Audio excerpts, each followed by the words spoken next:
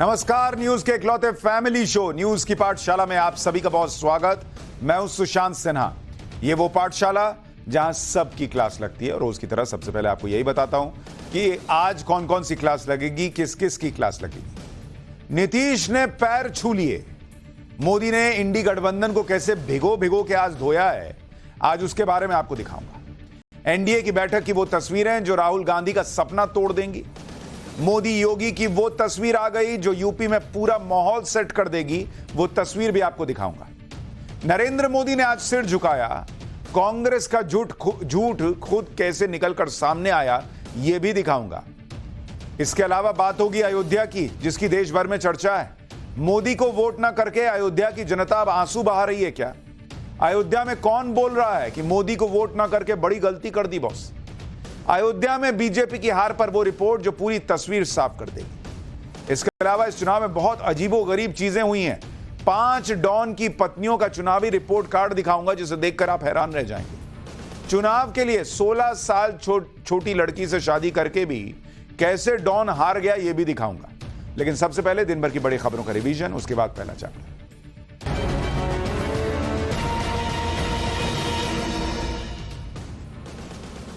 आम आदमी पार्टी की सांसद स्वाति मालीवाल से मारपीट के मामले में विभव कुमार की मुश्किलें कम नहीं हो रही हैं। आज 30 हजारी कोर्ट ने दिल्ली के मुख्यमंत्री अरविंद केजरीवाल के करीबी विभव कुमार की जमानत याचिका खारिज कर दी।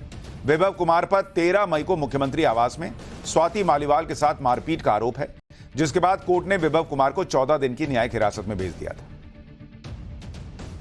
चुनाव नतीजे घोषित होने के बाद पश्चिम बंगाल के कूच बिहार में हिंसा की खबर सामने आई। बीजेपी कार्यकर्ताओं का आरोप है कि टीएमसी के करीब 200 कार्यकर्ताओं ने अचानक हमला कर दिया और कई घरों में तोड़फोड़ की। तूफानगंज इलाके में हुई हिंसा की खबर के बाद मौके पर पुलिस भी पहुंची। आरोप है कि टीएमसी के कार्यकर्ताओं ने पुलिस के सामने भी तोड़फोड़ जारी रखी। संसद की सुरक्षा में सेंधमारी की कोशिश को आज सुरक्षा बलों की मुस्तैदी ने नाकाम कर दिया। फर्जी आधार कार्ड की मदद से संसद भवन परिसर में घुसने की कोशिश कर रहे 3 आरोपियों को सीआईएसएफ ने गिरफ्तार कर लिया। बताया जा रहा है कि ये तीनों लोगों को एक कंपनी ने संसद भवन परिसर में चल रहे निर्माण के काम के लिए रखा था। आगे की जांच के लिए तीनों आरोपियों को संसद मार्ग पुलिस स्टेशन को सौंप दिया गया है। पंजाब पुलिस ने कंगना रनौत के साथ हुए थप्पड़ कांड की जांच शुरू कर दी है। पंजाब पुलिस के मुताबिक कंगना रनौत ने अभी तक इस मामले में शिकायत नहीं दी है, लेकिन सीआईएसएफ की तरफ से मिली शिकायत पर जांच की जा रही है और सीसीटीवी फुटेज की जांच के बाद इस मामले में आगे की कार्रवाई की जाएगी। हालांकि अब यह मामला और बढ़ सकता है, क्योंकि किसान संगठन सीआईएसएफ की महिला कांस्टेबल के समर्थन में उतर आए। नीट घोटाले को लेकर जयपुर में आज कांग्रेस की स्टूडेंट विंग एनएसयूआई ने प्रदर्शन किया। प्रदर्शन में शामिल लोगों ने परीक्षा में धांधली के आरोपों की जांच और दोषियों पर कड़ी कार्रवाई की मांग की है। एनएसयूआई के कार्यकर्ताओं ने नीट में धांधली का आरोप लगाया और पर्दाफाश करने के लिए टाइम्स नाउ नवभारत की तारीफ की। तो यह हो गया दिन भर का रिवीजन। अब पाठशाला की पहली क्लास। नीतीश ने पैर छुए। मोदी ने इंडी गठबंधन को कैसे भिगो भिगो के धोया है। एनडीए की बैठक की वो तस्वीरें जो राहुल गांधी का सपना तोड़ देंगी। मोदी योगी की वो तस्वीर आ गई जो यूपी में पूरा माहौल सेट कर देगी। और नरेंद्र मोदी ने आज सिर झुकाया। कांग्रेस का झूठ कैसे खुद निकलकर सामने आया, सबसे पहले इसका चर्चा।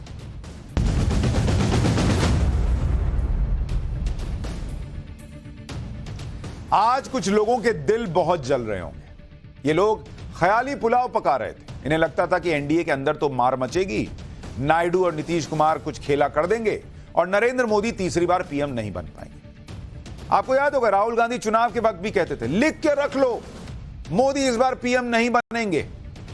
पता नहीं लिख के कहां रखे हैं, अब मिल ही नहीं रहा, क्योंकि मोदी तो पीएम बन रहे हैं। नरेंद्र मोदी ने ऐसे लोगों के अरमान पहले भी ध्वस्त किए हैं और आज भी उन्होंने यही किया है। वो पूरी ठसक के साथ नई सरकार बनाने जा रहे हैं।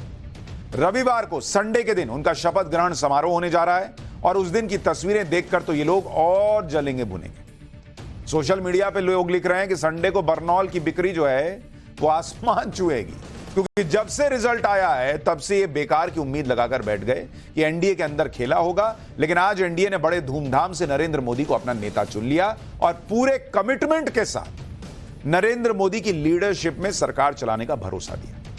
एनडीए के नेताओं और सांसदों की आज संसद के सेंट्रल हॉल में बैठक हुई, जिसमें नरेंद्र मोदी की लीडरशिप को सबने समर्थन दिया। एनडीए की बैठक में नरेंद्र मोदी को नेता चुने जाने के बाद नरेंद्र मोदी राष्ट्रपति से मिले। उन्होंने सरकार बनाने का दावा पेश किया। राष्ट्रपति ने उन्हें सरकार बनाने का न्योता दे दिया और अब 9 तारीख को रविवार के दिन शपथ ग्रहण होगा। एनडीए की मीटिंग में नरेंद्र मोदी को नेता चुनने के बाद एनडीए के सारे नेता आज राष्ट्रपति से मिलने के लिए गए और समर्थन पत्र राष्ट्रपति को सौंपा। इन नेताओं में बीजेपी की तरफ से अध्यक्ष जेपी नड्डा, राजनाथ सिंह और अमित शाह थे। इसके अलावा चंद्रबाबू नायडू और नीतीश कुमार जैसे अहम सहयोगी मौजूद हैं। इसके अलावा एनडीए के दूसरे सभी नेता जैसे एकनाथ शिंदे, चिराग पासवान, अनुप्रिया पटेल, जयंत चौधरी भी वहां पर मौजूद रहे। एनडीए नेताओं ने राष्ट्रपति को नरेंद्र मोदी के नेतृत्व वाला समर्थन पत्र सौंपा, जिसके आधार पर राष्ट्रपति ने नई सरकार बनाने का न्योता दिया है। आज जब नरेंद्र मोदी राष्ट्रपति द्रौपदी मुर्मू से मिले तो नई सरकार बनने के शुभ काम से पहले राष्ट्रपति ने पीएम मोदी को दही चीनी भी खिलाई। यह तस्वीर देखिए, बड़ी दिलचस्प तस्वीर है। राष्ट्रपति ने प्रधानमंत्री नरेंद्र मोदी का मुंह मीठा खिलाया, दही और चीनी खिलाया, क्योंकि हमारे देश में इसका रिवाज है। अक्सर लोग शुभ काम से पहले दही चीनी ग्रहण करते हैं। ऐसा माना जाता है इससे गणेश जी और लक्ष्मी जी की कृपा प्राप्त होती है। राष्ट्रपति से मिलने के बाद नरेंद्र मोदी ने बताया कि 9 जून की शाम को शपथ ग्रहण समारोह होगा और उस दिन क्या कार्यक्रम होगा ये तो आगे पता चलेगा, लेकिन एक बार नरेंद्र मोदी को सुनिए, फिर आपको बताऊंगा कि आज एनडीए की बैठक में ऐसी ऐसी चीजें हुई हैं बॉस, और नरेंद्र मोदी ने जो आज धोया है सुनिएगा तो। लेकिन पहले ये देखिए, एनडीए के सभी साथियों ने मुझे फिर से एक बार इस दायित्व के लिए पसंद किया है और सभी एनडीए के साथियों ने राष्ट्रपति जी को इसकी जानकारी दी और राष्ट्रपति जी ने मुझे अभी बुलाया था और मुझे प्रधानमंत्री डेजिग्नेटेड के रूप में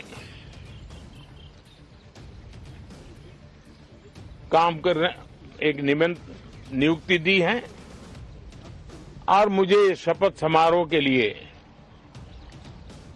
और मंत्रिपरिषद के सदस्यों के सूची के लिए उन्होंने सूचित किया है। मोटे तौर पर मैंने राष्ट्रपति जी को कहा है कि हमें 9 तारीख शाम को सुविधा रहेगी।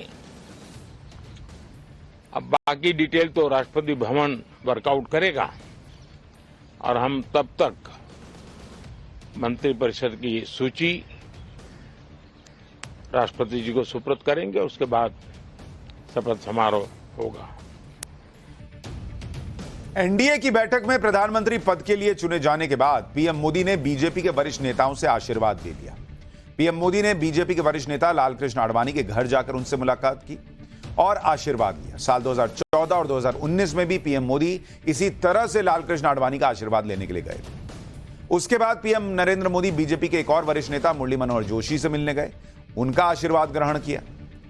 एनडीए की बैठक में राजनाथ सिंह ने नरेंद्र मोदी का नाम लेते हुए औपचारिक रूप से 3 प्रस्ताव आज रखे जो सर्वसम्मति से पास हुए। पहला प्रस्ताव जिसमें बीजेपी संसदीय दल के नेता के रूप में पीएम मोदी को चुना गया। दूसरा प्रस्ताव एनडीए के संसदीय दल के नेता के रूप में पीएम मोदी को औपचारिक रूप से चुन लिया गया और तीसरा प्रस्ताव लोकसभा के नेता के रूप में नरेंद्र मोदी के नाम पर एनडीए गठबंधन ने मुहर लगा दी। एनडीए की बैठक में इन प्रस्तावों पर मुहर के साथ ही मोदी मोदी के नारे लगने लगे। एक बार देखिए वहां किस तरह से माहौल बन गया था, फिर आगे की चीजें दिखाता हूं।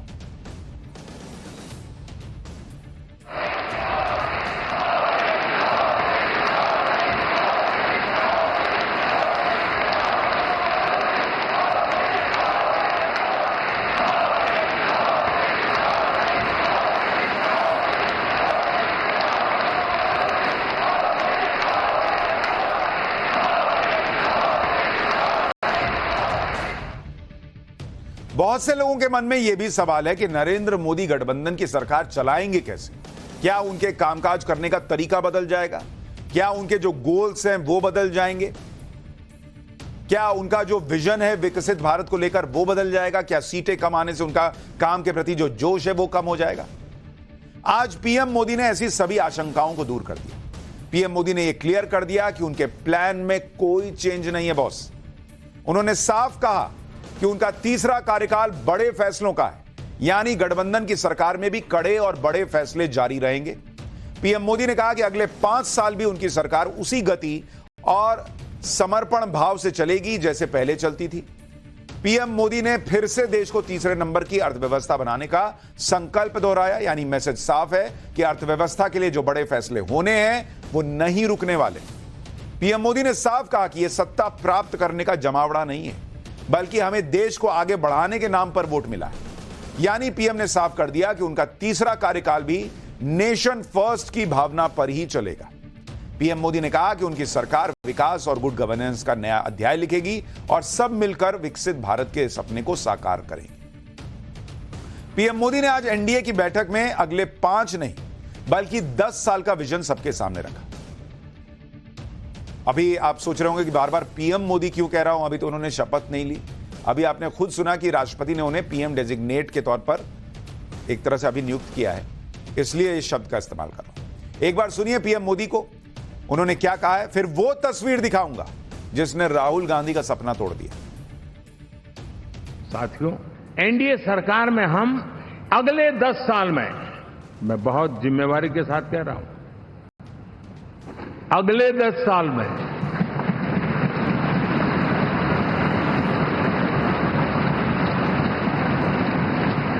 गुड गवर्नेंस, विकास, नागरिकों के जीवन में क्वालिटी ऑफ लाइफ, और मेरा व्यक्तिगत रूप से एक बहुत बड़ा ड्रीम है, सामान्य मानवीय के जीवन में से और खास करके मध्यम वर्ग, उच्च मध्यम वर्ग, उनके जीवन में से सरकार की दखल जितनी कम हो उतनी लोकतंत्र की मजबूती है। आज यह भी क्लियर हो गया कि नीतीश कुमार और चंद्रबाबू नायडू के बारे में जो लोग अलग अलग तरह की बातें कर रहे थे, वैसा कुछ नहीं होने वाला। नीतीश कुमार और चंद्रबाबू नायडू दोनों नरेंद्र मोदी के साथ हैं और रहेंगे। आज की तस्वीरों में नरेंद्र मोदी को लेकर इन दोनों का कमिटमेंट नजर आया। दोनों नेताओं की बातों में नरेंद्र मोदी के लिए ट्रस्ट नजर आया, विश्वास नजर आया। दोनों नेता नरेंद्र मोदी को बहुत मानते हैं, यह दिखा। क्योंकि ऐसा ना होता तो नीतीश कुमार आज नरेंद्र मोदी के पैर छूने की कोशिश ना करते। आप ये तस्वीर देखिए, इसकी देश भर में चर्चा है बॉस कि नीतीश कुमार ने नरेंद्र मोदी के पैर छू लिए। आज की सबसे दिलचस्प तस्वीर यही है, जब नीतीश कुमार एनडीए के मंच से बोलकर नरेंद्र मोदी के पास आए तो वो नरेंद्र मोदी के पैर छूने के लिए झुक गए, लेकिन जैसा नरेंद्र मोदी अमूमन करते हैं, उन्होंने उन्हें रोक लिया, पैर छूने नहीं दिया। इस तस्वीर की हर जगह चर्चा है क्योंकि किसी ने सोचा नहीं था कि नीतीश कुमार ऐसा करेंगे। एक बार पहले इसका वीडियो देखिए, फिर आपको बताता हूं कि नीतीश कुमार ने नरेंद्र मोदी का पैर छुआ क्यों।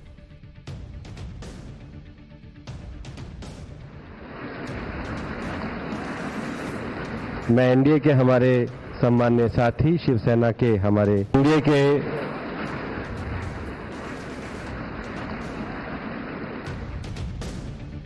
देखिए, पॉलिटिक्स में एक एक बात, एक एक तस्वीर का मतलब होता है। आप इस बात को समझिए कि नीतीश कुमार की ऐसी कोई मजबूरी नहीं है कि वो नरेंद्र मोदी के पैर छुए। इससे पहले तो नहीं छुए, ऐसा तो नहीं कि आज पहली बार मिल रहे हैं। और आज की डेट में तो वो किंग मेकर के रोल में है। फिर भी अगर नीतीश कुमार नरेंद्र मोदी के पैर छू रहे हैं तो ये अपने आप में बड़ा मैसेज है कि नीतीश कुमार इस बार कमिटेड है, क्योंकि पैर छूने का कोई दूसरा मायने नहीं हो सकता। क्योंकि अगर आप उम्र देखिए, वरिष्ठता देखिए, अनुभव देखिए, तो नीतीश कुमार और नरेंद्र मोदी दोनों लगभग करीब करीब हर चीज में बराबर हैं। नरेंद्र मोदी 74 साल के हैं, नीतीश कुमार 73 साल के हैं। तो ऐसा तो नहीं कि बहुत बड़ा एज का डिफरेंस है कि उन्होंने पैर छू लिया। दोनों ही नेताओं ने 70 के दशक में एक्टिव पॉलिटिक्स की, एक्टिव राजनीति की शुरुआत की थी। नीतीश कुमार पहली बार 2001 में बिहार के सीएम बने, नरेंद्र मोदी पहली बार साल 2002 में गुजरात के मुख्यमंत्री बने। यानी अनुभव, उम्र और वरिष्ठता करीब करीब बराबर है। उसके बावजूद अगर पैर छू रहे हैं सबके सामने तो इसका मैसेज बड़ा है। नीतीश कुमार क्योंकि नेता हैं तो राजनीति में कई मैसेज बिना कहे बॉडी लैंग्वेज से दिया जाता है, और नीतीश कुमार ने यही तरीका चुना। उन्होंने नरेंद्र मोदी के पांव छूकर न सिर्फ एनडीए को बल्कि इंडी गठबंधन को भी यह संदेश दे दिया कि वो अब सरेंडर मोड में है और उन्हें नरेंद्र मोदी का नेतृत्व मंजूर है। जबकि कल से यह नैरेटिव चल रहा था कि देखिए जेडीयू खेल कर देगी, जेडीयू ने अग्निवीर पर सवाल उठा दिया, जेडीयू यूसीसी को लागू नहीं होने देगी। लेकिन इन सबके बीच नीतीश कुमार ने नरेंद्र मोदी का पांव छूकर क्लियर मैसेज देने की कोशिश की कि कुछ खेल नहीं करने वाले हैं। उन्होंने साफ कर दिया कि इस गठबंधन का लीडर कौन है। भाई किंग मेकर किसी को भी बताइए, लेकिन किंग मेकर लीडर नहीं है इस सरकार में, लीडर नरेंद्र मोदी ही है। और सबसे बड़ी बात उन्होंने इस तस्वीर में स्पष्ट कर दी कि नरेंद्र मोदी की यह सरकार उनके आशीर्वाद से नहीं चल रही, बल्कि नरेंद्र मोदी का आशीर्वाद लेकर गठबंधन के साथ ही काम शुरू करने जा रहे हैं। यह बहुत बड़ा मैसेज है कि किंग मेकर्स की आशीर्वाद से सरकार नहीं चलेगी, मोदी के आशीर्वाद से किंग मेकर्स काम करेंगे। राजनीति में एक तस्वीर से सोचिए कितने संदेश दिए जाते हैं। आज नीतीश कुमार ने खुद यह बात कही, भरोसा जताया कि वो कहीं नहीं जाने वाले। एक बार नीतीश कुमार को सुनिए, फिर आपको बताऊंगा कि नीतीश कुमार की एक और तस्वीर जिससे कांग्रेस को बहुत दिक्कत हो गई। हमारी party Janata Dal United, Bharatiya Janata party संसदीय दल के नेता आदरणीय श्री नरेंद्र मोदी जी को भारत के प्रधानमंत्री पद के लिए समर्थन देती है और हम लोग पूरे तौर पर सब दिन इनके साथ रहेंगे और पूरे तौर पर जो कुछ भी है आज जिस तरह से भी ये करेंगे बहुत अच्छा है। और आप जान लीजिए कि कुछ लोग, हम लोगों को तो अब लगता है कि अगली बार जो आप आइएगा ना, तो इस बार हम देखेंगे कि कुछ इधर उधर कुछ जीत गया है, अगली बार सब हारेगा, हमको पूरा भरोसा है। अगर आप आज की तस्वीरें ध्यान से देखें तो नरेंद्र मोदी, नीतीश कुमार और चंद्रबाबू नायडू तीनों की केमिस्ट्री भी अच्छी दिख रही थी। आज तीनों नेता एकदम रिलैक्स मोड में दिख रहे हैं। देखिए बातचीत किस तरह से चल रही है, ऐसा लग रहा है कि सभी एक टीम की तरह काम करने के लिए तैयार है। कोई ये नहीं कह सकता कि किसी तरह का कोई तनाव है, टकराव है, मनमुटाव है, कोई टेंशन है। तीनों नेता बातचीत जब कर रहे हैं तो वो रिलैक्स मोड में देख रहे हैं, मुस्कुरा भी रहे हैं, टीम की तरह बात कर रहे हैं। और आप नरेंद्र मोदी की तस्वीरों पर ध्यान दीजिए, वो एकदम रिलैक्स भी दिख रहे हैं। नीतीश कुमार की तरह ही आज चंद्रबाबू नायडू ने भी पीएम मोदी की जबरदस्त तारीफ की। चंद्रबाबू नायडू के साथ नरेंद्र मोदी के पुराने संबंध रहे। चंद्रबाबू नायडू को गठबंधन सरकारों का भी बहुत अनुभव रहा है, इसलिए नरेंद्र मोदी के साथ गठबंधन सरकार चलाने में चंद्रबाबू नायडू कोई रुकावट पैदा करेंगे इसकी संभावना कम दिखती है। चंद्रबाबू नायडू तो नरेंद्र मोदी के वैसे ही बड़े फैन हैं। आज उन्होंने एनडीए की मीटिंग में भी नरेंद्र मोदी के बारे में कह दिया कि नरेंद्र मोदी के पास विजन और जोश है, उनका क्रियान्वयन बहुत सही है, वो अपनी सभी नीतियों को सच्ची भावना के साथ क्रियान्वित कर रहे हैं। आज भारत के पास सही नेता है और वो नरेंद्र मोदी है। ये भारत के लिए बहुत अच्छा मौका है। अगर आप अभी चूक गए तो हमेशा के लिए चूक जाएंगे। यानी नायडू का भी मैसेज क्लियर है कि नरेंद्र मोदी को फ्री हैंड है, वो जैसे चाहें वैसे सरकार चला सकते हैं और देश को आगे बढ़ाने के लिए जो भी जरूरी नीतियां हो उसे लागू करने में गठबंधन किसी तरह का स्पीड ब्रेकर नहीं बनेगा। इन बातों का मतलब यह भी है कि नरेंद्र मोदी पर सहयोगियों की तरफ से मंत्री पदों को लेकर कोई ज्यादा दबाव नहीं है। पहले लोग ये बात कर रहे थे कि ये सब सहयोगी अपनी डिमांड लिस्ट लाएंगे और नरेंद्र मोदी को प्रेशर में लाकर उनसे अपनी बातें मनवाएंगे, लेकिन ऐसा कुछ फिलहाल होता दिख नहीं रहा। खुद नरेंद्र मोदी ने भी आज क्लियर कर दिया कि मंत्री पद को लेकर जो भी बातें की जा रही हैं, किसी अफवाह पर कोई ना जाए। ब्रेकिंग न्यूज से देश नहीं चलेगा, जो होगा वो बैठकर उनकी टीम सही निर्णय ले लेगी। एक बार सुनिए नरेंद्र मोदी को, फिर यह भी दिखाऊंगा कि कैसे आज उन्होंने भिगो भिगो कर इंडी गठबंधन को धोया है। पिछले 2 दिन से आप टीवी पे देखते होंगे, एक भी सच्चाई मुझे उसमें नजर नहीं आई। कोई ये कह रहा है, कोई वो कह रहा था, सब मैंने कहा भी जरा पूछो तो ये जानकारी लाते कहां से, गपगोले चला रहे, किसी के खाते में कुछ भी डाल करके चल रहा है। मतलब ये थोड़े दिन, क्योंकि 10 साल से ऐसे अवसर नहीं मिले हैं, तो शायद ये उबाल जरा ज्यादा रहेगा। लेकिन आप मान के चलिए जी, तो आजकल कई लोग सरकार बनाने में लगे हुए हैं, मंत्री पद बांट रहे हैं, पद बांट रहे हैं, व्यवस्था बांट रहे हैं। मैं आपसे आग्रहपूर्वक कहता हूं, और जो मोदी को जानते हैं, ये सारे प्रयास निरर्थक है। वे अफवाहों से दूर रहें। ये जो टीम बैठी है वो अनुभवी टीम है, मुझे भी सही सलाह देने वाली टीम है और इसलिए टीम मिलकर के बहुत सही निर्णय करने वाली है। कृपा करके ब्रेकिंग न्यूज के आधार पर देश चलेगा नहीं, ये मान के चलिए। आगे बढ़ने से पहले एक ग्राफिक्स जो गड़बड़ चल गया वो आपको बता दूं। नीतीश कुमार पहली बार साल 2000 में मुख्यमंत्री बने थे और नरेंद्र मोदी 2001 में बने थे। खैर आगे बढ़ते हैं। जहां तक मंत्रिमंडल के गठन की बात है तो सारी औपचारिकताएं होने के बाद, पूरी होने के बाद लगातार मीटिंग हो रही है। एनडीए के सभी सहयोगी दल एक एक करके बीजेपी अध्यक्ष जेपी नड्डा और अमित शाह के साथ मुलाकात करके निकल रहे हैं। इस बैठक में सभी सहयोगी दलों को मंत्रिमंडल में कितने विभाग मिलेंगे इसकी जानकारी दी जा रही है, क्योंकि शपथ ग्रहण 9 तारीख को होना है और अब सिर्फ कल का दिन बचा हुआ है। इस वक्त पीएम मोदी के शपथ ग्रहण और मंत्रिमंडल को लेकर एक बड़ी खबर भी आ रही है। मोदी कैबिनेट से जुड़ी हुई एक बड़ी खबर यह है कि टीडीपी को 3 मंत्री पद मिल सकते हैं, ये सूत्र कह रहे हैं, और जेडीयू को 2 मंत्री पद मिल सकते हैं। शिंदे और अजीत पवार को, गुट को एक मंत्री पद, ये सूत्रों का दावा है, और चिराग की पार्टी को भी 1 मंत्री पद मिलेगा, ये सूत्र बता रहे हैं।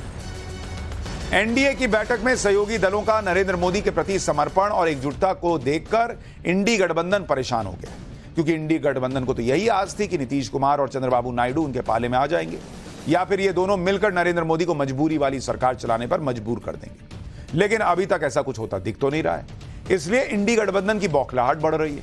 वो हर तरीके से नीतीश कुमार और चंद्रबाबू नायडू को भड़काने में लगे और ये लोगों के बीच भी नैरेटिव फैला रहे हैं कि नरेंद्र मोदी अब खुलकर सरकार नहीं चला पाएंगे। आज एनडीए की बैठक खत्म होने के ठीक बाद कांग्रेस ने एक ट्वीट किया, जिसमें एक ग्राफिकल इमेज के जरिए यह दिखाया गया कि कैसे चंद्रबाबू नायडू और नीतीश कुमार सरकार चलाएंगे और नरेंद्र मोदी कुछ नहीं कर पाएंगे। कांग्रेस नेता सुप्रिया श्रीनेत ने भी आज एक ट्वीट किया, जिसमें ग्राफिकल इमेज के जरिए यह दिखाया गया कि नीतीश कुमार और चंद्रबाबू नायडू ड्राइविंग सीट पर बैठकर टेंपो चला रहे हैं और नरेंद्र मोदी पीछे बैठे हुए हैं। कांग्रेस की बौखलाहट इस हद तक पहुंच गई कि नीतीश कुमार के पांव छूने वाली तस्वीरों पर वो अजीब बयान दे रही है। एक बार कांग्रेस नेता पवन खेड़ा को सुनिए, फिर आपको बताऊंगा कि नीतीश कुमार के बाद किसने नरेंद्र मोदी के पांव छू लिए। मैं ये भी जानना चाहता हूं कि ये जो चंद्रबाबू नायडू जी और नीतीश कुमार जी हैं, ये दोनों बायोलॉजिकल हैं या वो ये भी अवतार है? क्योंकि अकेले बेचारे नरेंद्र मोदी जी नॉन बायोलॉजिकल, एक तरफ एक बायोलॉजिकल आदमी, दूसरी तरफ दूसरा बायोलॉजिकल आदमी, बड़ा अटपटा सा नहीं लग रहा आप लोगों को? डर भी रहे थे, मैं देख रहा था नरेंद्र मोदी जी जब ये पांव छूने जा रहे थे, उन्हें लगा कहीं पांव खींच न लें, तो वो डर था। जैसे सोशल मीडिया पे ट्रोल्स बातें करते हैं, वैसे बातें कांग्रेस प्रेस कॉन्फ्रेंस करके कर रही है। ऐसी बातें इंडी गठबंधन और कांग्रेस इसलिए कर रही है क्योंकि इनसे देखा नहीं जा रहा कि नीतीश कुमार मजबूती के साथ नरेंद्र मोदी के साथ खड़े। नीतीश कुमार ने तो आज यह भी कह दिया कि पीएम मोदी ने देश की सेवा की है और जो काम बाकी रह गए हैं वो काम आगे पूरा करेंगे। नीतीश कुमार का यह बयान भी सुनिए। 10 साल से ये प्रधानमंत्री हैं और फिर प्रधानमंत्री होने जा रहे हैं और इन्होंने पूरे देश की सेवा की। अब पूरा भरोसा है कि जो कुछ भी बचा है अगली बार ये सब पूरा कर देंगे और जो भी हर राज्य का है। नीतीश कुमार ही नहीं, एनडीए का हर नेता नरेंद्र मोदी के साथ मजबूती से खड़ा दिख रहा है। इसलिए इंडी गठबंधन अगर अपने लिए कोई मौका देख रहा है तो उसके लिए बहुत बड़ा झटका है। जहां तक पैर छूने की बात है तो एलजेपी के नेता चिराग पासवान ने भी नरेंद्र मोदी के पैर छुए। पीएम मोदी ने चिराग को आशीर्वाद दिया, गले लगाया, शुभकामनाएं दी। ऐसी तस्वीरों ने इस धारणा को और मजबूती दे दी कि नरेंद्र मोदी को एनडीए सहयोगियों का पूरा समर्थन है और सरकार चलाने में ज्यादा दिक्कत नहीं आने वाली। आज बैठक में एनडीए के कई दलों के नेताओं ने सबके सामने यह फिर क्लियर कर दिया कि उन्हें नरेंद्र मोदी का नेतृत्व मंजूर है और वो मजबूती से नरेंद्र मोदी के साथ खड़े। एक बार एनडीए के नेताओं को सुनिए, फिर दिखाऊंगा मोदी योगी की वो तस्वीर जो यूपी को लेकर बड़ा मैसेज दे रही है। ये झूठे नैरेटिव और झूठी अफवाहें फैलाने वाले को देश की जनता ने नकारा है और आदरणीय प्रधानमंत्री जी को स्वीकारा है।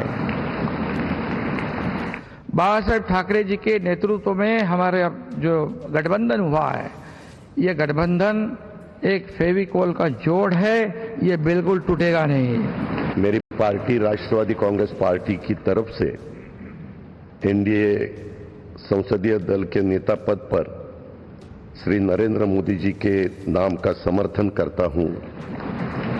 मैं मेरे प्रधानमंत्री आदरणीय नरेंद्र मोदी जी को बधाई देता हूं आपकी वजह से एनडीए को ये प्रचंड जीत हासिल हुई है, इसका श्रेय आपको जाता है सर।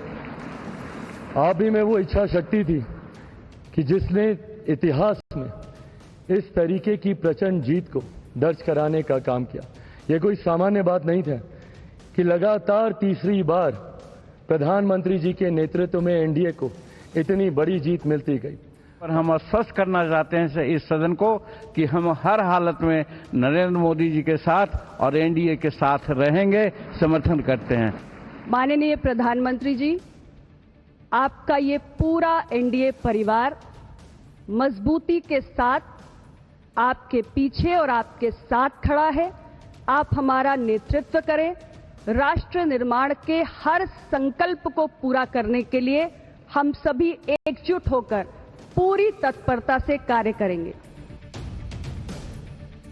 यानी तस्वीरों को देखकर तो यही लग रहा है कि जो राहुल गांधी कह रहे थे कि लिख के रख लो, मोदी पीएम नहीं बनने जा रहे, अब उन्हें भी नरेंद्र मोदी का शपथ ग्रहण टीवी पर या कहीं सोशल मीडिया पे तो दिख ही जाएगा, भले ना देखना चाहिए। हो सकता है पीएम बुलाएंगे, निमंत्रण देंगे तो वहां जाएंगे तो सामने बैठ के देखना पड़ेगा कि मोदी जी फिर तीसरी बार शपथ ले रहे हैं। नीतीश और नायडू पर इंडी गठबंधन जो सोच रहा था वो तो फेल हो गया। जिस तरह से कांग्रेस लगातार नीतीश और चंद्रबाबू नायडू को लेकर बातें कर रही थी, उसी तरह से कांग्रेस यूपी के मुख्यमंत्री योगी आदित्यनाथ के भी पीछे पड़ी हुई है। कांग्रेस कह रही है कि यूपी में सीएम योगी की कुर्सी खतरे में, क्योंकि यूपी में खराब प्रदर्शन के बाद बीजेपी के अंदर योगी को लेकर सवाल खड़े हो रहे हैं। कांग्रेस नेता भूपेश बघेल बोल रहे हैं कि योगी की कुर्सी डगमगा रही है। पवन खेड़ा कह रहे हैं कि बीजेपी में तूफान आने वाला है, क्योंकि बीजेपी में नागपुर से लेकर लखनऊ तक कई प्रेशर एरिया बन गए। ये वो कांग्रेस पार्टी कह रही है जो सपा के कंधे पे बैठ के कुछ सीटें जीत पाई है। सुनिए पवन खेड़ा को, फिर आपको दिखाऊंगा आज मोदी योगी की ऐसी तस्वीर आई है जो ये सारा भ्रम तोड़ देगी। आने वाले कुछ हफ्ते, कुछ महीने बहुत रोचक होंगे भारतीय राजनीति में। एक तूफान बन चुका है, वो जो क्या कहते हैं आप लोग, जब साइक्लोन आता है तो एक प्रेशर एरिया बन चुका है। प्रेशर एरिया एक नहीं अनेक बन चुके हैं। नागपुर में रेशिम बाग में एक प्रेशर एरिया बना हुआ है, गडकरी जी की मन में एक प्रेशर एरिया बना हुआ है, लखनऊ में गोरख मठ में, गोरखनाथ जी के मठ में एक प्रेशर एरिया बना हुआ है। इस इतने सारे प्रेशर एरियाज बने हुए हैं, नायडू जी और नीतीश कुमार जी को कुछ करने की आवश्यकता नहीं है, जो होना है भीतर से ही हो जाएगा। तो अभी तक पहले नायडू जी और नीतीश जी कह रहे थे, अब जब दिखा कि वो नहीं हो रहा है तो कह रहे हैं अंदर ही अंदर हो जाएगा। विपक्ष जो भ्रम फैला रही है उसे पीएम मोदी ने एक तस्वीर से तोड़ दिया। कांग्रेस समेत पूरे इंडी गठबंधन को आज की यह तस्वीर देखनी चाहिए। संसद भवन में एनडीए की बैठक में योगी आदित्यनाथ भी पहुंचे। एनडीए के सारे नेता पीएम मोदी को फूल देकर स्वागत कर रहे थे। योगी आदित्यनाथ ने भी पीएम मोदी को फूल देकर स्वागत किया। इस दौरान पीएम मोदी ने योगी आदित्यनाथ की पीठ थपथपाई। पीएम मोदी ने किसी और की पीठ नहीं थपथपाई, बल्कि योगी की पीठ थपथपा के यह संदेश दे दिया कि जो कर रहे हो वो करते रहो, सब ठीक है। मैंने आपको पहले भी बताया था कि पीएम मोदी नी जर्क रिएक्शन देने वाले नेताओं में से नहीं है। क्या है, यूपी में सीट कम हुआ, योगी को हटा दो। वो ऐसा नहीं करते बॉस। उनको पता है कि योगी आदित्यनाथ ने यूपी में कितना काम किया और वो लगातार चुनावी रैलियों में बोलते रहे कि योगी जी ने गजब का काम किया। कुछ सीट ऊपर नीचे होने से जिस योगी मॉडल की देश में चर्चा होती है वो योगी मॉडल ध्वस्त हो गया, ऐसा थोड़ी हो गया।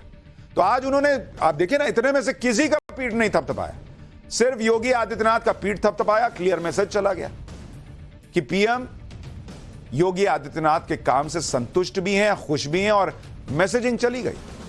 इसी तरह से लोकसभा चुनाव के नतीजों को लेकर भी विपक्ष ने भ्रम फैलाया था। चुनाव नतीजों में एनडीए को पूर्ण बहुमत मिला, लेकिन उसके बाद भी आप देखिए कैसी कैसी बातें कही जा रही थी। ये लोग बोलते रहे नरेंद्र मोदी को जनता ने नकार दिया, चुनाव नतीजे मोदी के खिलाफ हैं, नरेंद्र मोदी चुनाव हार गए हैं, नरेंद्र मोदी को इस्तीफा देना चाहिए, जनता ने इंडी गठबंधन को आशीर्वाद दिया, जनता ने मोदी का घमंड तोड़ दिया। 4 जून के बाद से ही इस तरह की बातें हो रही थी। इंडी गठबंधन और सोशल मीडिया पर उसके समर्थक लगातार ऐसा माहौल बना रहे थे कि जैसे नतीजों में इंडी गठबंधन को बहुमत मिला और नरेंद्र मोदी जबरदस्ती सरकार बना रहे हो। प्रधानमंत्री मोदी ने आज साफ साफ कहा कि वो ना पहले हारे थे ना अब हारे हैं। पहले भी एनडीए की सरकार थी और अब फिर से एनडीए की सरकार बनने वाली है। सुनिए पीएम मोदी को, फिर बताऊंगा कैसे पीएम मोदी ने हार के बाद भी खुश हो रही कांग्रेस की आज जबरदस्त क्लास लगाई। दुनिया ये मानती है और मानेगी कि ये एनडीए का महाविजय है। और आपने देखा 2 दिन कैसा चला, जैसे हम तो हार चुके हैं, गए, सब चारों तरफ यही दिखता था। लेकिन देशवासी जानते हैं कि न हम हारे थे न हम हारे हैं। अब किसी भी बालक को पूछो कि भाई लोकसभा के चुनाव के पहले सरकार किसकी थी, तो कहेगा एनडीए। 24 के नतीजों के बाद सरकार किसकी बनी, एनडीए। फिर हारे कहां से भाई? पहले भी एनडीए थी, आज भी एनडीए और कल भी एनडीए। प्रधानमंत्री मोदी ने विपक्ष के सारे भ्रम तोड़ने के साथ साथ उसकी क्लास भी लगाई, भिगो भिगो के धोया। पीएम मोदी ने खास तौर पर कांग्रेस को चुनाव में उसके प्रदर्शन की याद दिलाई।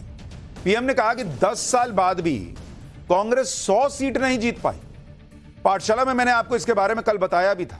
आज वही बात पीएम मोदी ने भी कह दी।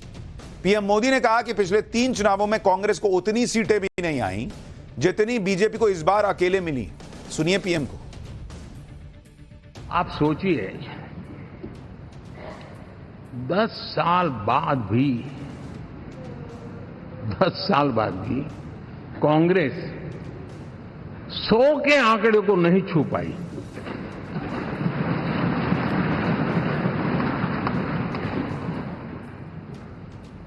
और अगर मैं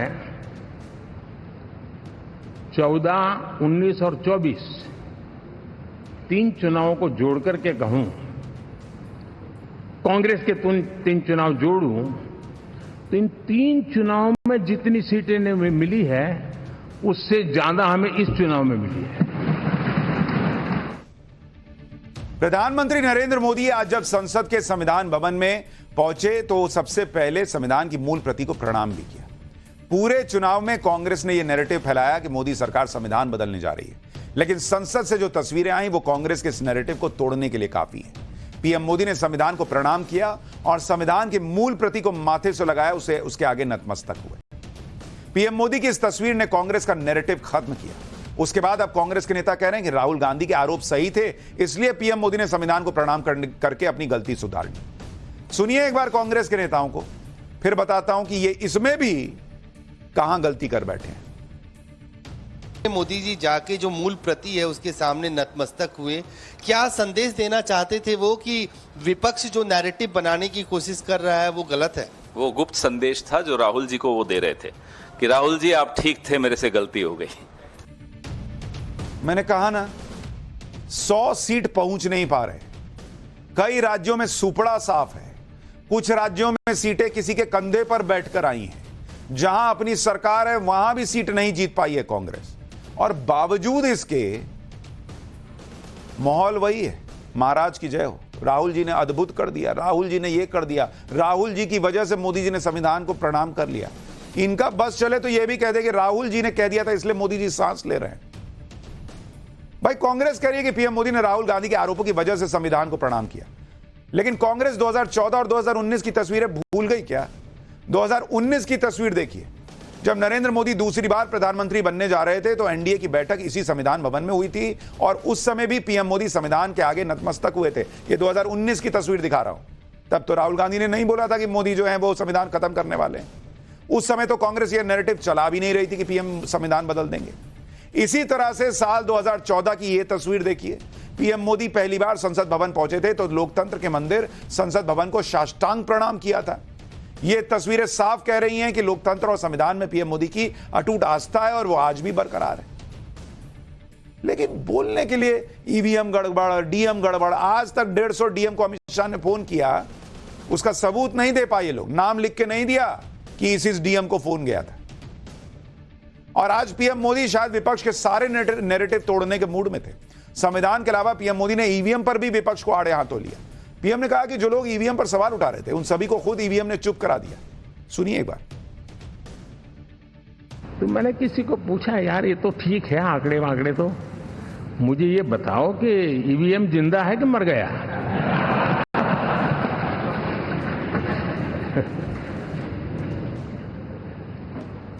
क्योंकि ये लोग तय करके बैठे थे कि भारत के लोकतंत्र और लोकतंत्र की प्रक्रिया के प्रति विश्वास ही लोगों का उठ जाए, और लगातार ईवीएम को गाली देना। और मुझे तो लगता था कि शायद इस बार वो ईवीएम की अर्थी क्या जुलूस निकालेंगे, लेकिन 4 जून शाम आते आते उनको ताले लग गए, ईवीएम ने उनको चुप कर दिया। नरेंद्र मोदी ने चुनाव के दौरान राहुल गांधी के खटाखट पैसे वाले बयान पर भी सवाल उठाए। राहुल गांधी कहते थे कि चुनाव के बाद खटाखट 1 लाख रुपए गरीब महिलाओं के अकाउंट में आ जाएंगे। उसके लिए बकायदा फॉर्म भी भरवा लिया गया, और अब कांग्रेस दफ्तर के बाहर बड़ी संख्या में महिलाएं 1 लाख रुपए की उम्मीद में पहुंच रही हैं। उनको लगा कि भाई 4 जून के बाद आना है, तो हो गया 4 जून, अब दीजिए। फॉर्म भरवाने का तो यही मतलब है ना भाई। इसी पर पीएम मोदी ने कहा कि कांग्रेस ने देश के गरीबों का अपमान किया। आज कांग्रेस दफ्तर से उन लोगों को डंडे मारकर भगाया जा रहा है। सुनिए एक बार। मैं देख रहा हूं कि कांग्रेस के दफ्तरों पर लोग कतार लगा के खड़े हैं कि ये पर्ची है, 1 लाख रुपया कहां है, लाओ भाई, मांग रहे हैं लोग। यानी आपने जनता जनार्दन की आंखों में कैसा उनको भ्रमित किया, कैसी आंख में धूल झोंक दी कि वो बेचारा सामान्य नागरिक मान के चलता था, हाँ भाई 4 जून के बाद रुपया मिल जाएगा, इसलिए वो जाके खड़ा रह गया। और अब उसको धक्का मारा जा रहा है, डंडे मारे जा रहे हैं, वहां से निकाला जा रहा है। यानी प्रधानमंत्री नरेंद्र मोदी ने साफ साफ ये बात लोगों के सामने रखी कि पूरा गठबंधन मिलकर सारे प्रयास करके झूठ, फरेब, सच, प्रोपेगेंडा, सारी चीजें करके भी नरेंद्र मोदी की 50-60 सीट ही कम कर पाया। और सब चाहने के बावजूद भी आया तो मोदी। पाठशाला में अब अगली क्लास। मोदी को वोट ना करके अयोध्या की जनता अब आंसू बहा रही है क्या? अयोध्या में कौन बोला मोदी को वोट ना करके बड़ी गलती कर दी? अयोध्या में बीजेपी की हार पर वो रिपोर्ट जो पूरी तस्वीर साफ कर देगी, अब जरा वो देखिए।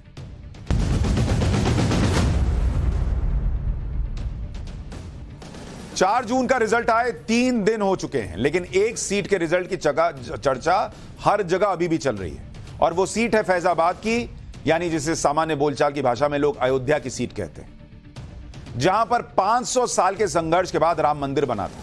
और इसी साल जनवरी में जहां पर भगवान राम की प्राण प्रतिष्ठा खुद प्रधानमंत्री नरेंद्र मोदी ने की थी।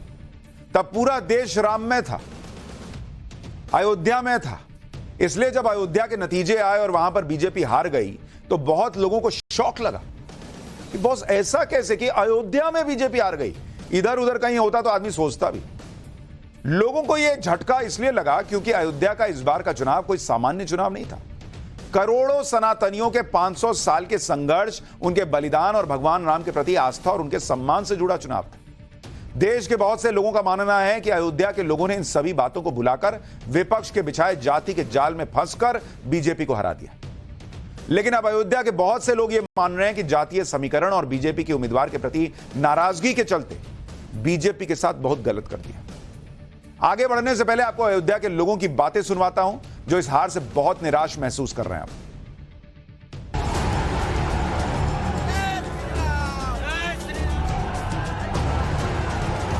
निजी स्वार्थ कहीं लग गए होंगे, चंद रुपए दिख गए होंगे। ये अयोध्यावासी भगवान के नहीं हुए तो योगी मोदी के क्या होंगे? चीन और पाकिस्तान के एजेंट भी यहां लगे थे हराने के लिए।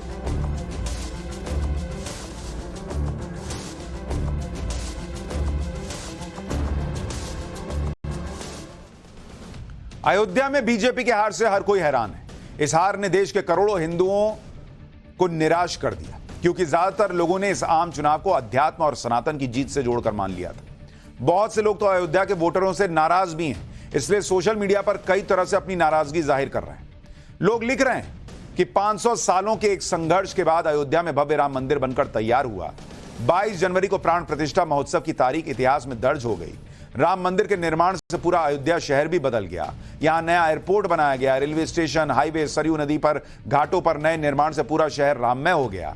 आज की तारीख में देश भर से लाखों लोग अयोध्या आ रहे हैं, जिससे पूरे शहर की अर्थव्यवस्था बढ़ गई है। लेकिन लोगों की नाराजगी इस बात से है कि इतना सब कुछ होने के बाद भी अयोध्या के लोगों ने बीजेपी को वोट नहीं दिया। लोगों के आरोप है कि जाति के जाल में फंसकर अयोध्या के लोगों ने सनातन हिंदू धर्म की बजाय जाति के दबाव में बटन दबा दिया। बहुत से लोग इस हार के लिए अखिलेश यादव के सॉलिड जातीय समीकरण को भी एक वजह मान रहे हैं। लेकिन लोगों को यह दुख हो रहा है कि राम मंदिर बना और हिंदू एक चुनाव भी हिंदू के तौर पे वोट नहीं कर पाया, वहां भी उसको अपनी जाति दिख गई। कुछ लोग बीजेपी के उम्मीदवार को ही इस हार के लिए जिम्मेदार ठहरा रहे हैं। सोशल मीडिया पर लोग कह रहे हैं कि पिछले 40 सालों से जिस अयोध्या के राम मंदिर आंदोलन की बदौलत बीजेपी ने अपनी पूरी पार्टी खड़ी कर ली, लेकिन एक गलत उम्मीदवार के चयन से करोड़ों हिंदुओं को निराश कर दिया गया। आगे बढ़ने से पहले अयोध्या के साधु संतों की बातें सुनवाता हूं जो इस हार से बहुत दुखी हैं। इसके बाद हार के असली कारणों पर भी बात करूंगा। ये अयोध्यावासी दोगले हैं। जब भगवान राम के नहीं हुए तो ये किसी के होंगे? ये किसी के नहीं हो सकते। जब माता सीता पे लांछन लगा दिए ये लोग, तो ये लोग जब माता सीता पे लांछन लगाए, उन्होंने त्याग करवाए, तो ये अयोध्यावासी किसी के नहीं हो सकते। ये अयोध्यावासी भगवान के नहीं हुए तो योगी मोदी के क्या होंगे? ये दोगले। जब भगवान राम गए थे लंका पे चढ़ाई करने के लिए, उस समय भी अयोध्यावासियों को लेके भगवान नहीं गए थे। उनको मालूम था कि अगर अयोध्यावासी को लेके जाएंगे तो वास्तव में धोखा कर देंगे, ये रावण से समझौता कर लेंगे, इसीलिए वो लेके नहीं गए। इसीलिए ये अयोध्यावासी पे कभी विश्वास मत करना। जो राम को लाए थे हम उनको लाए थे, लाएंगे, यही नारा अयोध्यावासी पहले कर रही थी। अब कहाँ गया वो नारा? अब कहाँ गया जो राम को लाए थे? तुम लोगों ने ठुकरा दिया। तुम्हारे लोगों के जीवन पे धिक्कार हो, ऐसे अयोध्यावासी पे धिक्कार हो। और मैं कहना चाहता हूँ कि जो राम को ठुकराता है उसको दुनिया ठुकराती है। अगर राम को अयोध्यावासियों ने ठुकराया है तो राम भी उनको ठुकराएंगे। ये अवस्था भविष्यवाणी है संतों का। राम मंदिर बनने के उपरांत ये जो कालिक अयोध्यावासियों के मस्तक पर लगा है, ये शायद हजारों हजार वर्ष तक ना ध्वस्त हो, और ये जीवन भर हिंदू, अयोध्या का हिंदू अपने मस्तक पर लेकर घूमेगा और नमक हराम की तरह देखा जाएगा। जिसने राम मंदिर को बनवाया उसी को अयोध्या वासियों ने हरा देने का काम किया है। ये संपूर्ण अयोध्या के लिए, संपूर्ण भारत के हिंदुओं के लिए और संपूर्ण विश्व में पहले हिंदुओं के लिए इससे ज्यादा दुख की बात कुछ नहीं हो सकती है कि जिन माननीय प्रधानमंत्री मोदी जी ने, योगी जी ने जिस अयोध्या में आते थे तो लगता था कि आसपास के किन्हीं सीट के विधायक और सांसद हैं, ऐसा कभी लगा ही नहीं कि वो प्रधानमंत्री हैं। और उसके बाद भी उनको हरा देने का काम किया है। और उनको कैसे हरा दिया? जो 90 के दशक की वो शाम, जब लाखों की संख्या में राम भक्तों को, साधु संतों को यहाँ गोलियों से भून दिया था और उन्हीं को जिता दिया। ये बहुत दुख है। चीन और पाकिस्तान के एजेंट भी यहां लगे थे हराने के लिए, क्योंकि वो देख रहे थे कि भारतीय जनता पार्टी जो है उसका जो राजनीति का केंद्र है वो राम मंदिर है। तो चीन और पाकिस्तान के एजेंट यहां रात रात घूम करके और वो जो है यहां पैसा भी काफी बांटे हैं। तो वो दलितों को और ओबीसी को जो है तो समझाने में और खरीदने में कामयाब रहे। हालांकि हम लोग शर्मिंदा हैं और जो राम भक्तों के ऊपर गोली चलाया उसका प्रत्याशी जीत गया, जिसने राम मंदिर बनाया उसका प्रत्याशी हार गया। देखिए, लोगों की अपनी अपनी भावनाएं हैं। लोग अलग अलग बातें कह रहे हैं, भावुक हैं तो कुछ ज्यादा ही कड़ी बातें कह दे रहे हैं। लेकिन सिर्फ अयोध्या वासियों को कोसने से कुछ नहीं होगा। आपको चीजें समझनी होंगी कि वहां क्या हुआ, क्या नहीं हुआ। अयोध्या में बीजेपी की हार पर साधु संतों का अपना पक्ष है, लेकिन सामान्य लोग भी बहुत दुखी हैं। अयोध्या का एक वर्ग मानता है कि चुनावों में बीजेपी को वोट ना देकर यहां के लोगों से बहुत बड़ी गलती हुई है। इन लोगों को अब अपनी गलती का एहसास हो रहा है। अयोध्या के सामान्य लोग भी क्या कह रहे हैं, जरा सुनिए, फिर हार की वजहों पर बात करता हूं। की बात है कि बहुत शर्म की बात है कि इस अयोध्या की, मतलब जो उन्होंने किया, मतलब ये आंसू निकल रहे हैं आंख से कि ये जो हार गए बहुत गलत हुआ।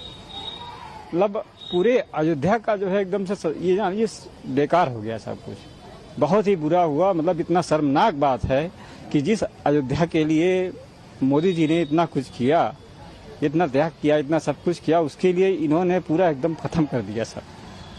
पूरे अयोध्या वासियों को। किसके बातों में आ गए, क्या किए, कैसे किए, लेकिन बहुत ही बुरा हुआ।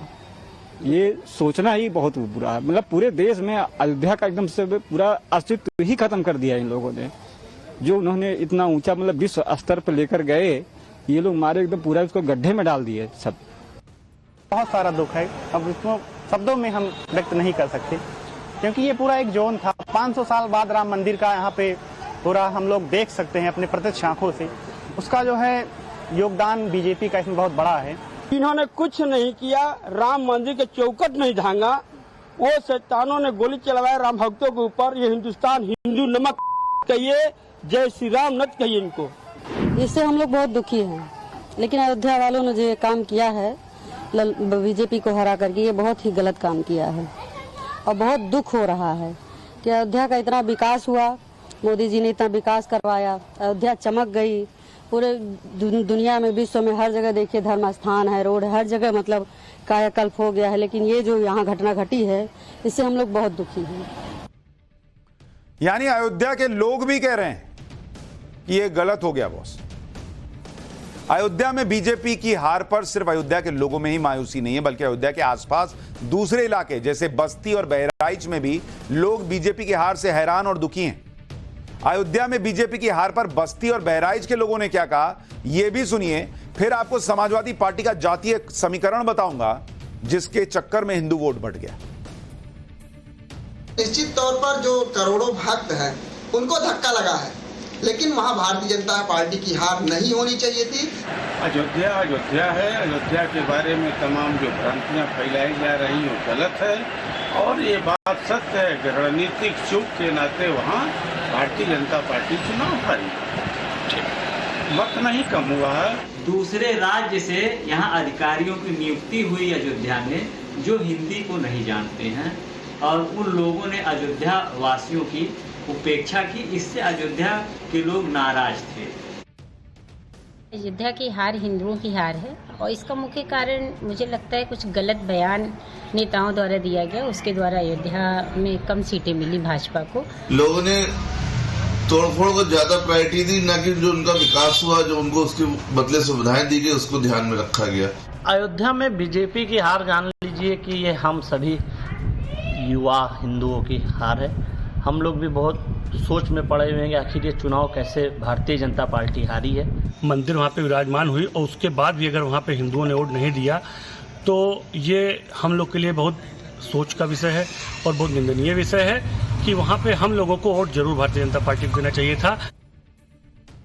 देखिए, ऐसा पहली बार नहीं हुआ है कि जब अयोध्या में बीजेपी की हार हुई। इससे पहले भी कई बार कांग्रेस और समाजवादी पार्टी अयोध्या से जीत चुके हैं, लेकिन चूंकि इस बार राम मंदिर बनने के बाद चुनाव हो रहा था तो बीजेपी की हार से हिंदुत्ववादी लोगों को बहुत धक्का लगा। इस बार विपक्ष ने दलित समुदाय से अवधेश कुमार पासी को खड़ा किया।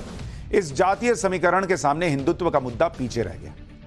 देखिए, अयोध्या में अगर आप देखेंगे, जहां पर इस हार के लिए कहा जा रहा है कि हिंदू वोट बंट गया जाति के आधार पर, अयोध्या के लिए अगर आप देखेंगे, अयोध्या में जो ओबीसी वोटर है वो सबसे ज्यादा है। ओबीसी वहां पर करीब 22% है, 22%, और इसमें कुर्मी सबसे ज्यादा है। अगर आप दलित देखिएगा तो दलित वहां पर 21% है।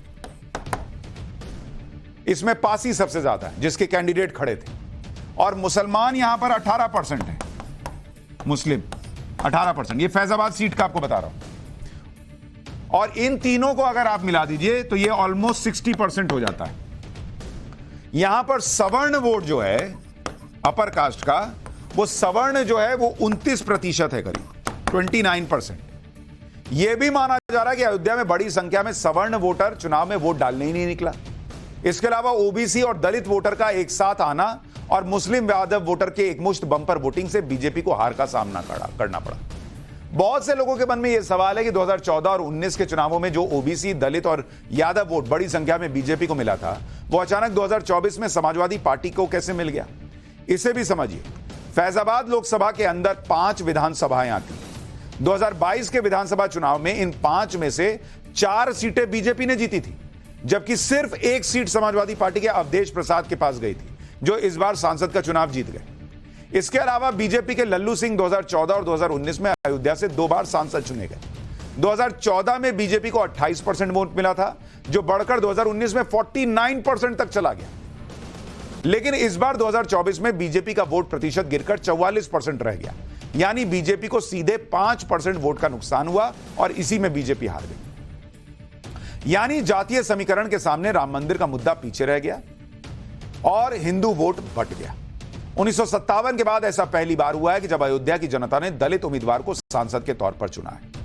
अयोध्या से बीजेपी को हराने में जातीय समीकरण के अलावा बीजेपी के अपने लोगों की भी बहुत बड़ी भूमिका मानी जा रही है। दरअसल बीजेपी के उम्मीदवार लल्लू सिंह के व्यवहार को लेकर अयोध्या के लोगों के मन में बड़ी नाराजगी थी, जिसे बीजेपी ने नजरअंदाज किया। इसके अलावा चुनाव से ठीक 6 दिन पहले भाजपा का एक नेता सच्चिदानंद पांडे, उन्होंने बीजेपी छोड़ी और बीएसपी ज्वाइन कर ली। इससे बीएसपी का कोर वोटर बिखर गया। इससे बीएसपी के वोट का एक बड़ा हिस्सा समाजवादी पार्टी को ट्रांसफर हो गया, क्योंकि अवधेश प्रसाद दलित नेता हैं। बीजेपी को नुकसान एक और बड़ी वजह से हुआ, लल्लू सिंह का वो बयान भी जिसमें उन्होंने कहा था कि संविधान बदलने के लिए बीजेपी को 400 सीटों की जरूरत है। इस बयान को विपक्ष ने इस तरह अफवाह बनाकर फैलाया कि बीजेपी चुनाव जीतने के बाद आरक्षण खत्म कर सकती है। इस गलतफहमी की वजह से भी दलित और ओबीसी वोट बीजेपी से नाराज होकर समाजवादी पार्टी की तरफ चला गया। यानी जिस जीत को लेकर पीएम मोदी और पूरी बीजेपी कॉन्फिडेंट थे, उसे एक बयान से पैदा हुई गलतफहमी ने हार में बदल दिया। अच्छा, बीजेपी के पूर्व नेता सच्चिदानंद पांडे के जाने से किस तरह बीजेपी को नुकसान हुआ, आप जरा फैजाबाद सीट की स्थिति देखिए कि वहां पर अयोध्या में हुआ क्या। जो फैजाबाद की सीट है, वहां पर जो सपा कैंडिडेट है अवधेश प्रसाद, इनको कितना वोट मिला? एसपी कैंडिडेट को 5,54,289 वोट, 289 वोट, ये इनको मिल गया। लल्लू सिंह जो बीजेपी के कैंडिडेट थे, इनको मिला 4,99,722 वोट। यानी जो अंतर है, वो अंतर कितना रहा दोनों के बीच में? 54,567 वोट। ये रहा इतना। अब इसमें एक बड़े कमाल की चीज देखिए, जो बीएसपी के कैंडिडेट थे सच्चिदानंद पांडे, ये बीजेपी छोड़कर गए थे बीएसपी में बस कुछ दिन पहले, और बीएसपी ने इनको टिकट दिया। इनको कितना वोट मिला? 46,407 वोट। और अगर आप नोटा के वोट भी इसमें जोड़ दें, जिसमें लोगों ने जाकर दबाया कि हमको कोई पसंद नहीं है, नन ऑफ द अबव, इसको वोट मिला 7,536। यानी अगर इन दोनों को, जो बीजेपी छोड़कर बीएसपी में कैंडिडेट गए, और नोटा को जोड़ दीजिए तो यह बैठता है 53,943 वोट। और बीजेपी कितने वोट से हारी? मात्र 54,567 वोट। और 53,943 वोट तो यही है नोटा और बीजेपी छोड़कर बीएसपी में जाने वाले कैंडिडेट का। अब चूंकि बीजेपी का कैंडिडेट बीएसपी में गया, तो बीएसपी के कुछ लोग नाराज हुए, उनका वोट सपा को गया। यानी बीजेपी जीत जाती, लेकिन ना लल्लू सिंह को हटाए ये लोग, और ना वहां पर बीएसपी में जाने वाले बीजेपी के नेता को रोक पाए। यानी बहुत बड़ी हार की वजह बीजेपी की भी अपनी रणनीति है। चुनाव में जीत के बाद समाजवादी पार्टी नया नैरेटिव सेट करने में जुट गई है कि अयोध्या में विकास के बहाने लोगों के घर तोड़ दिए गए और मुआवजा भी नहीं दिया गया। समाजवादी पार्टी के इन आरोपों की सच्चाई का पता लगाने के लिए हमारी टीम अयोध्या पहुंची। ग्राउंड रिपोर्ट में देखिए मुआवजे और घर तोड़ने के आरोपों पर अयोध्या के लोग क्या कह रहे हैं। 10-10 फीट सबका मकान का हिस्सा गया, उसका मुआवजा न देना बीजेपी की हार का कारण बना अयोध्या में। आपको भी ऐसा लगता है? नहीं सर, ऐसा कुछ नहीं है। सबको मुआवजा प्रॉपर मुआवजा मिला है। आपको भी मिला था ना? जी, मुझे 1 लाख रुपए मिला था। अच्छा जी। तो वो क्या कसर कमी थी, इसकी वजह से कुछ नाराजगी मन में, या फिर? नहीं, कसर नाराजगी इस तरह कुछ नहीं था। बीजेपी का हारने का कारण ये तो मुआवजा या पब्लिक का गुस्सा नहीं था, और कोई कारण हो सकता है। लेकिन जितना ही मुआवजा था, मतलब संतुष्ट था। अगर मुआवजा कारण होता तो लोग आंदोलन न करते, लोग विरोध न करते, सिर्फ चुनाव का इंतजार क्यों करते हैं? मुआवजा भी मिला है, रोड चौड़ी हुई, एयरपोर्ट बना, मंदिर बना, रेलवे बना, सबको मुआवजा अच्छा खासा मिला है। अच्छा खासा यहाँ पर रोजगार बहुत बढ़िया बढ़ा है। केवल ये कहना अखिलेश यादव जी का कि मुआवजा नहीं दिया गया, ये गलत है। इससे कोई भी नाराज नहीं है। यानी अयोध्या के लोग ही कह रहे हैं कि ऐसा नहीं है कि सिर्फ मुआवजा नहीं मिला इसलिए बीजेपी अयोध्या में या फैजाबाद में हार गई। हो सकता है कुछ लोगों को न मिला हो, कुछ की अपनी नाराजगी रही हो, लेकिन ये इतनी बड़ी वजह नहीं थी कि बीजेपी वहां पर हार जाए। बहुत सारी वजह थी जिनके बारे में हमने आपको बताया, और उसके बारे में बीजेपी को भी सोचना चाहिए। एक छोटा सा